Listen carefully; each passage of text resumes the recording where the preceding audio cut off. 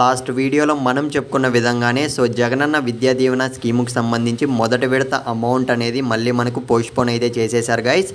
ముందుగా చూసుకున్నట్లయితే మనకు ఫిబ్రవరి 29న అంటే మరో 2 రోజుల్లో అయితే మనకు మొదటి విడత అమౌంట్ అనేది ఏపీ ప్రభుత్వం నుంచి అయితే విడుదల కానుందనమాట.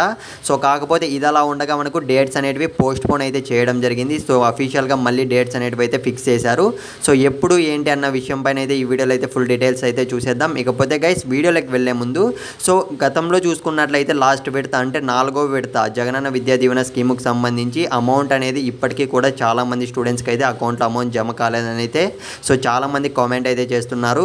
ఎప్పట్లో పడుతుంది అన్న విషయానికి వస్తే వారం కిందట అయితే మనకు అప్డేట్ అయితే వచ్చింది. ఈ ఫిబ్రవరి మంత్ ఎండింగ్ లోపు అయితే 4వ విడతకి ఎవరైతే ఎలిజిబుల్ ఉన్నారో వాళ్ళకి ప్రతి ఒక్క స్టూడెంట్ వాళ్ళ మదర్ అకౌంట్లకి అయితే అమౌంట్ అనేది తప్పనిసరిగా జమ చేస్తామని అయితే ఏపీ గవర్నమెంట్ నుంచి అప్డేట్ అయితే వచ్చింది.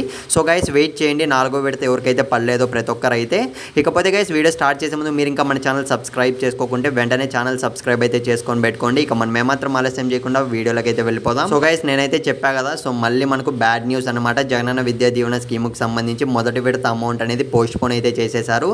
ముందుగా చూసుకున్నట్లయితే ఒకసారి స్క్రీన్ మీద గమనించండి. ఆ రోజున అకౌంట్లోకి డబ్బులు అనేది అప్డేట్ అయితే ఇచ్చారనమాట. మళ్ళీ ఫిబ్రవరి 29న అయితే మనకు విడుదల చేయాల్సి ఉండగా మనకి మళ్ళీ కూడా మార్చ్ 1వ తేదీకి అయితే వాయిదా అయితే వేయడం జరిగింది.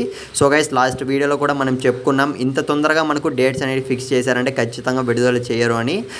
లాస్ట్ ఫైనల్గా అయితే మనకు మార్చ్ 1వ తేదీకి అయితే ఈ జగనన్న విద్యా దీవెన స్కీముకి సంబంధించి మొదటి విడత అమౌంట్ అనేది విడుదల చేస్తామనేది ఏపీ గవర్నమెంట్ నుంచి అప్డేట్ అయితే ఇచ్చారు. వెయిట్ చేద్దాం, ఇంకేం చేయలేం. గైస్ మీకు ఎటువంటి చిన్న డౌట్ ఉన్నా కామెంట్ అయితే చేయండి.